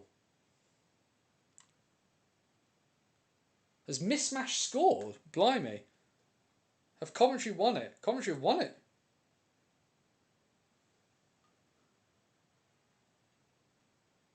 Or has he got a penalty? This is really unfortunate that the net right now is when things go sideways. What does the game sheet say? Oh no, it's called for a penalty. Apologies. PWN. Penalty. There we go. 63-46 and Coventry called for holding. There we go. That's my fault, Blitzen. It's because you've meant to write pen. You wrote PE, then you wrote PWN, and because it's too late and my brains are. Because I have an old man brain, I didn't pick that up. That's on me. Sorry, boss. But yeah, special jerseys in general just kind of confuse me. It's like Belfast this coming weekend. I think is it Friday. I can't remember which game it is, but they've got like Hawaiian night. Because when I think of tropical locations, I think of Belfast. The irony is there, I suppose. But like I say, it's some of these weird things like Swindon wearing Oktoberfest jerseys after Oktoberfest is finished. It just doesn't make any sense. It's me fat fingering the keyboard. Don't worry. I fat finger the keyboard in my own head. So don't worry about it, Blitzen. It's all good. But yeah, the plenty of sort of stuff going on. Special jerseys are what they are. Theme nights are what they are. Like, it's important for me to remember sometimes as well, because my attraction to hockey is the hockey.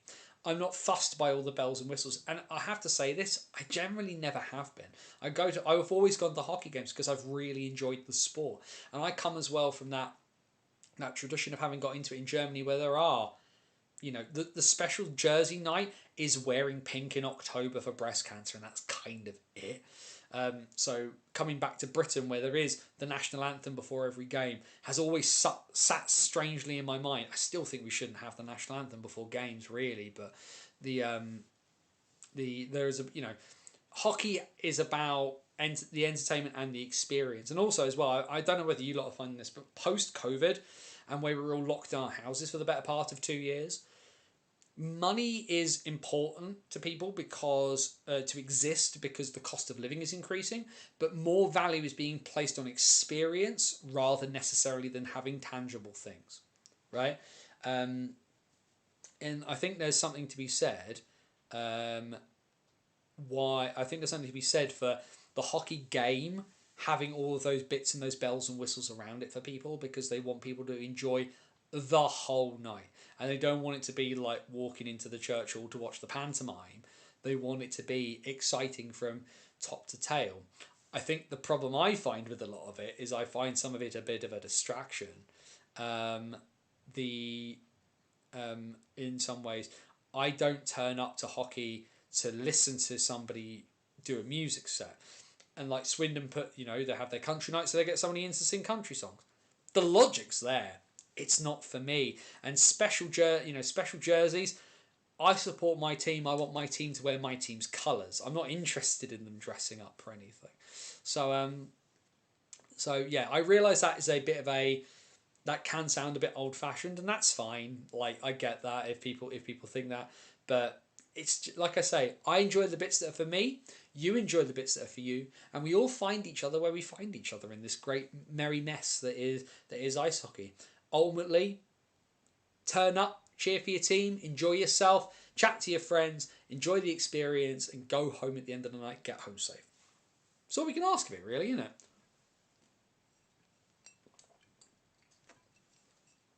Oh, dun dun dun dun. I know you're a Caps fan, but if you had to choose an NHL team based only on their jersey, who would you go for? Montreal. Montreal have the best jerseys in the NHL. The red Montreal jersey is the best jersey in the NHL. It's not even close. If you're picking purely based on the jersey, Habs has to be the Habs. There is really no other option for me in that one, because it is just the best jersey.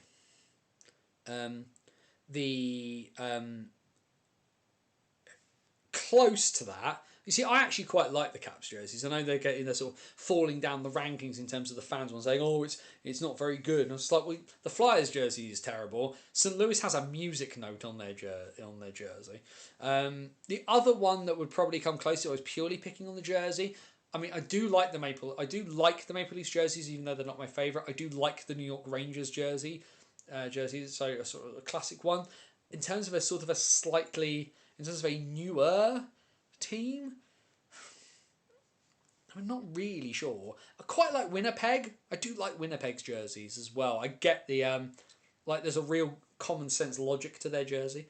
So there's a bunch of different ones to kind of choose on that front, I think. But yeah, if I was picking an NHL team purely based on their jersey, Montreal. If I was a Habs fan, I would have so many different variants of that red jersey, because it's just beautiful. It genuinely is. Let's expand that out though, because I think there are other teams in other leagues. I think because in terms of jerseys, I really like. I don't know whether anybody's seen it, but there's a new team in the QMJHL, so the Quebec and the Maritimes Junior League, the Newfoundland Regiment. That's a very nice jersey. I like the blue and green of the Canucks, but not the logo. The logo of the Avalanche or the Wild are great. The Wild's logo is very good. I will give the Wild that. The Avalanche, in some ways, is now so old it's a classic, and even then they're sort of doing the Nordiques throwback jersey at the moment, which is weird. Hi, remember when our city stole your sporting franchise in its history? Carolina can have that. Carolina and the Whalers one is fine, because Carolina's such a dud of an organisation. I don't care. I don't like, for people who know, I don't like Carolina because Carolina keep trying to force a rivalry with the Caps, and with the Caps we don't care. We do not care. Taves playing hockey. Yeah. So long away. And I think it's just such a good sensible situation for him. Panthers are one in the shootout. Blitzing our reporter on the scene, giving us the score there. Let's quickly. Game sheet.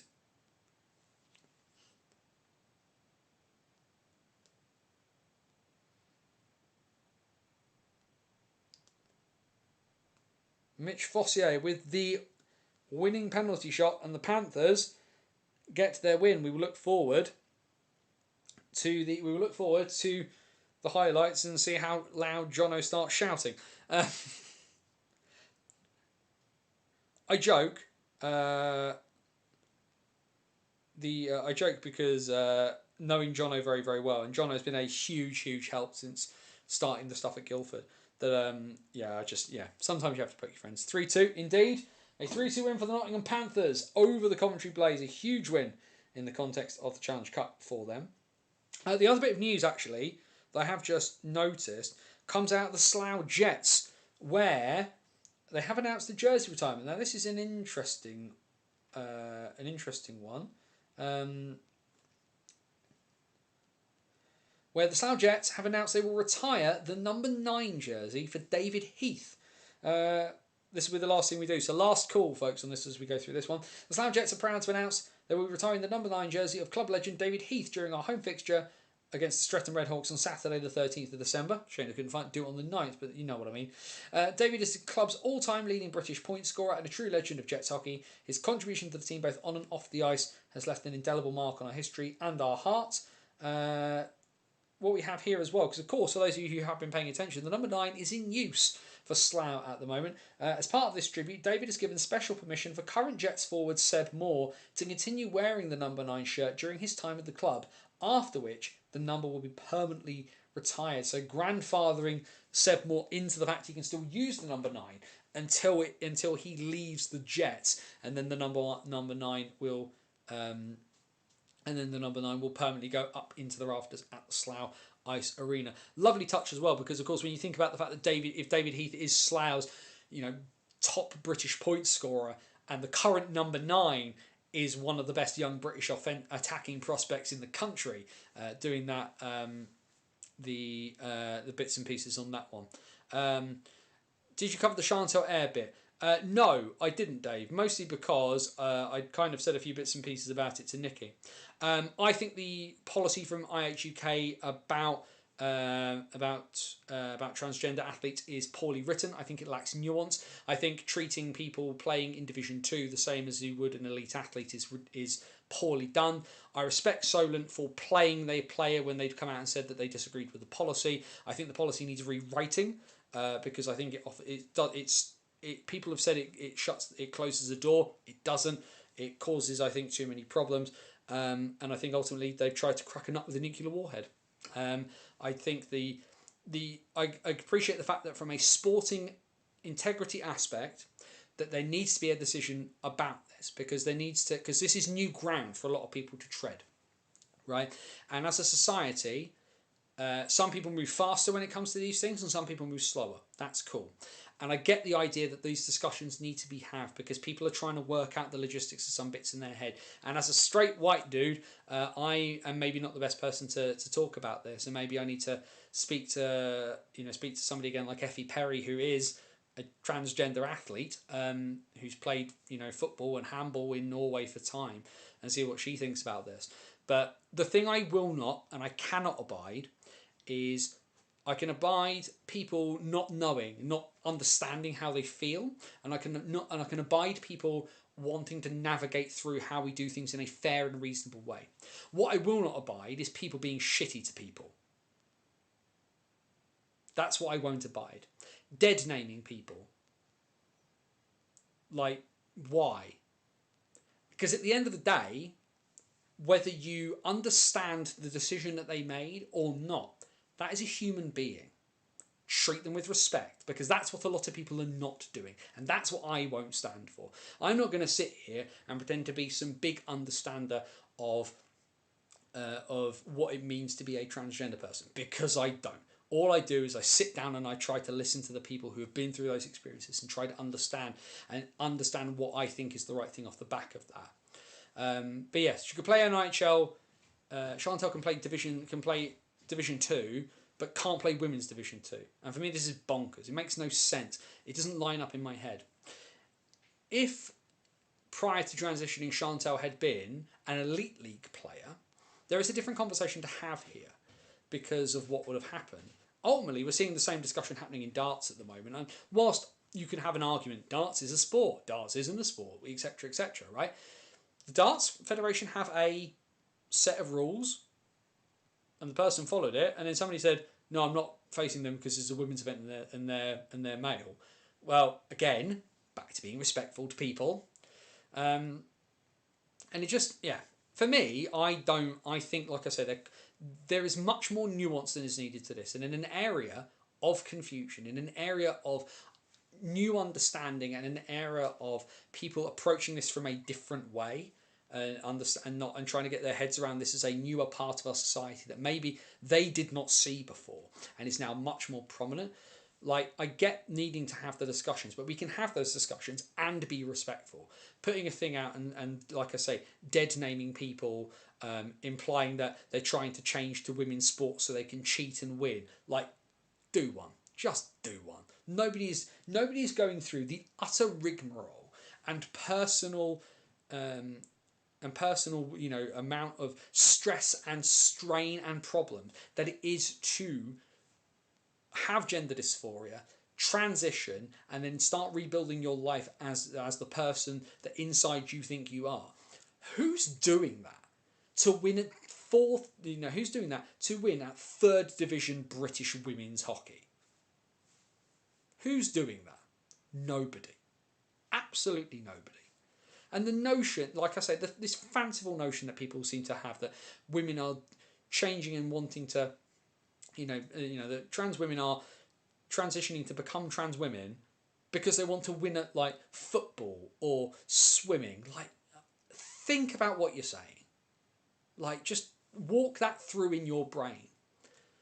Like, it makes zero sense. It made zero sense then. It makes zero sense now to me. And ultimately, like I say, we can have those discussions about these things, and I'm not the person to have them. But like I say, if you can't be respectful, if you can't treat another human being with the basic level of respect, by respecting that you call them what they ask to be called, then you can go the hell away from me. I don't care. I will stand 10 toes down in the dirt and say, I do not understand how you made it to where you are. I do not understand. I can't pretend to walk that journey that you have, but I will respect who you are as a human being. What's your name? What do I call you? And if that's what you ask me to call you, and you can't get your head around that basic bit of common courtesy, you can kiss my ass. I don't care. You're not worth my time. But I will give that person my time because they will probably show me the respect that you will not show them. That's where I stand on those things. I hope Chantel's all right, because this last couple of weeks has going to have been bloody awful for him. People want to play sport. Shockingly, transgender people want to play sport as well. But people appear to have lost that because it's much easier to just be nasty to people at the moment in our day and age than it is to walk their walk with them and understand them. It's a pain in the arse. And on that note, we'll call it there. Bannersonthewall.wordpress.com, your number one source for all things related to British hockey. In the Box Thinking. In the Box Thinking, of course, will probably come out Monday or Tuesday of next week. I'm going to have to figure out what I do because, of course, I've got a game to do on Wednesday next week as well. But you can check that out. Recording a new Hockey Stories, like I say, on Tuesday. That will probably come out towards the back end of next week, maybe the week after. We'll see what happens with timing and bits and pieces like that. But we'll figure it all out as we go. And like I say, you've got nearly 15 years worth of stuff to go read on bannersonthewall.wordpress.com. You can enjoy yourself there. Head down below into the description. The link tree has our links to Facebook, to Twitter, to Blue Sky, and our virtual busking hat over at buymeacoffee.com/BOTW. Like I say, it costs money to do things. We're never going behind a paywall, but if you want to help keep the wheels spinning and the lights on, go chuck us some money there. If not, like I say, just share stuff out. Retweet stuff, post stuff in your Facebooks, whatever it is. We're fighting the algorithm a bit, and I'm noticing the fact that the post coverage is not going as far. It's not being seen by as many people because it doesn't get pushed. So if you can help with that, that'd be appreciated. And of course, all of the YouTube gubbins. Subscribe to the channel, like the video, share the video, all of those bits and pieces. And we are normally here Wednesdays at 8 p.m. But of course, next weekend, the Guildford Flames are playing the Sheffield Steelers. You will find us next Friday. I will stick out a post about this. Halloween night, we will go and play with the Ghosts and the Ghoulies and talk about British hockey here on the BOTW What's Current stream.